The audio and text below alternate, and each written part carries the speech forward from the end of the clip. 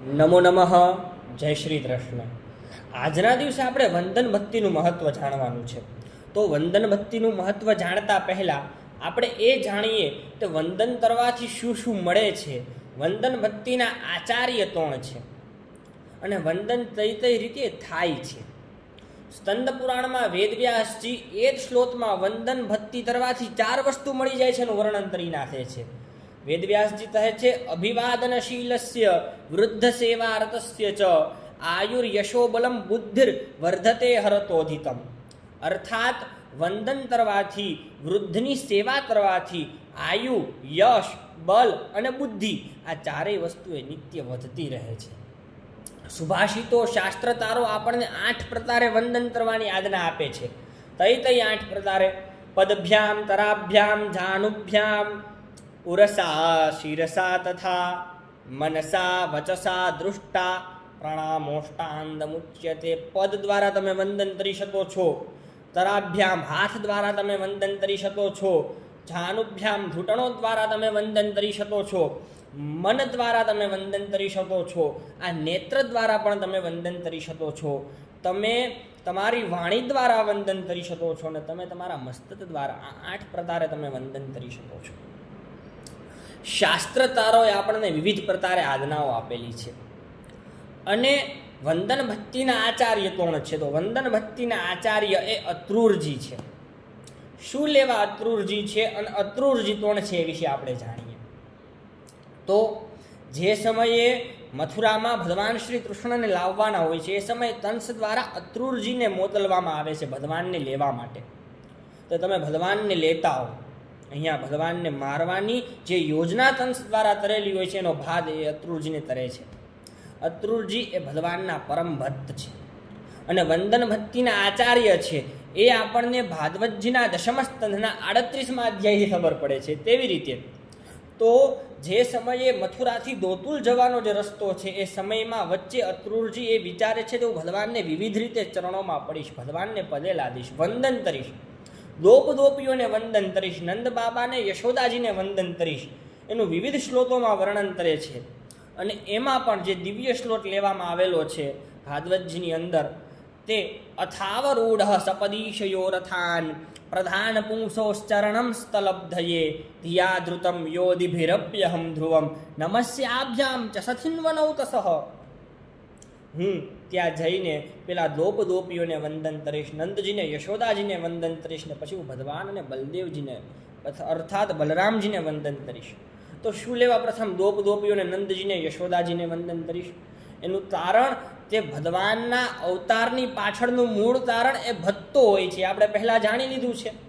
9 સ્કંધ એ ભગવાનના ભક્તોના ચરિત્ર છે. 10મા સ્કંધમાં ભગવાનનું પ્રાગટ્ય થાય છે અને ભગવાન પણ ભક્તાનું ભક્ત પર વધારે રીઝે છે. ભગવાન પોતાના ભક્તનો ઉદ્ધાર પણ પછી કરે છે, પહેલાં પોતાના ભક્તનો ઉદ્ધાર કરે છે. એ આપણે ગજેન્દ્રની કથામાં સાંભળેલું છે. ભગવાન પેલા મદરનો ઉદ્ધાર કરે છે, પછી ગજેન્દ્રનો ઉદ્ધાર કરે છે, પછી એ હાથીનો ઉદ્ધાર કરે છે. તો અક્રૂરજી એ વિવિધ શ્લોકોમાં વર્ણન કરે છે. 10 થી 15 શ્લોકોમાં અક્રૂરજી વિચારે છે કે હું આવી રીતે વિવિધ રીતે ભગવાનના ચરણોમાં પડીશ અને ભગવાનને હું વંદન કરીશ. અને એટલા માટે થઈને વંદન ભક્તિના આચાર્ય તે અક્રૂરજી છે.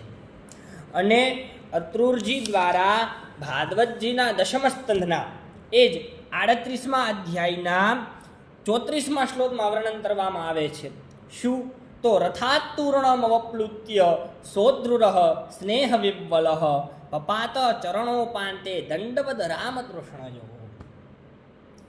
હવે અક્રૂરજીને ખબર છે કે આ પરબ્રહ્મ પરમાત્મા સ્વયં શ્રી કૃષ્ણ ભગવાન છે, પણ ભગવાનની આ લીલા છે. જો ગોપીઓને ખબર પડી જશે, નંદજીને, યશોદાજીને ખબર પડી જશે તો તે ભગવાનને જવા નહીં દે. અહીંયાથી મથુરામાંથી, ગોકુલમાંથી જવા નહીં દે મથુરા માટે. તો શું કરવું? ભગવાનને વંદન તો કરવા જ પડે ભગવાનના દર્શન કરીને, બાકી તો દોષ લાગે. એવો અક્રૂરજીનો વિચાર છે. તો શું કરવું? તો હવે અક્રૂરજી દ્વારા નાટક કરવામાં આવે છે, પડવાનું નાટક કરવામાં આવે છે. બધાને એવું લાગે છે કે અક્રૂરજી તે પડી ગયા, રથમાંથી ચાલતા પડી જાય છે. અહીંયા લખેલું છે રથાત્તુર્ણમવપ્લુત્ય સોત્રુરઃ સ્નેહ વિવ્વલઃ. અર્થાત સ્નેહમાં વિવ્વલ થઈને અક્રૂરજી એ રથમાંથી ચાલતા પડી જાય છે. અને ભગવાનના ચરણોમાં વંદન કરે છે, ભગવાનને નમસ્કાર કરે છે. અને એટલા માટે જ થઈને ભગવાનની આ વંદન ભક્તિના આચાર્ય તે અતૃરજી દેખાડવામાં આવેલા છે.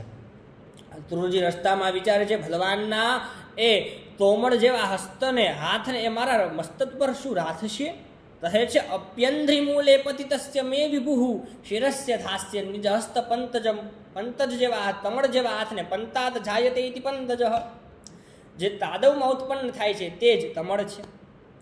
તો આ વંદન ભક્તિના આચાર્ય તે અતૃરજી છે. શું લેવા? તે જે ભગવાનને વંદન કરવાના વિચારો કરે છે, ભગવાનની સ્તુતિ કરવાના વિચારો કરે છે. અતૃરજી દ્વારા વિચારવામાં પણ આવે છે કે હું ભગવાનને મારા ઘરે લઈ જાઉં, પણ ભગવાન એ સમય ના પાડે છે. કારણ કે જો થોડા સમય પછી કંસનો વધ તો નિશ્ચિત છે, અને જો ખબર પડી હોય તે પહેલાં અતૃરજીના ઘરે હતા ભગવાન કૃષ્ણ, તો પછી અતૃરજીને સમસ્યા થઈ શકે છે. એટલા માટે થઈને ભગવાન એ સીધા મથુરામાં જ જાય છે. તો આજે આપણે વંદન ભક્તિનો અને વંદન ભક્તિના આચાર્ય એવા અતૃરજી કેવી રીતે વંદન કરે છે એના વર્ણનને આપણે જાણ્યું. આવી જ રીતે આપણે બધી જ ભક્તિઓને ધીમે ધીમે જાણીશું, અને આપણી ભીતર પણ આ વંદન ભક્તિનો પ્રવેશ થાય. આપણે પણ આપણાથી મોટાઓનું સન્માન કરીએ, એમને વંદન કરીએ, માતા પિતા, ગુરુજનો, આચાર્યોનું, અતિથિઓનું આપણે સત્કાર કરીએ, એવી આપણે પરમાત્માને પ્રાર્થના કરીશું. તો આજના માટે આટલું જ. ત્યાં સુધી નમો નમઃ. જય શ્રી કૃષ્ણ.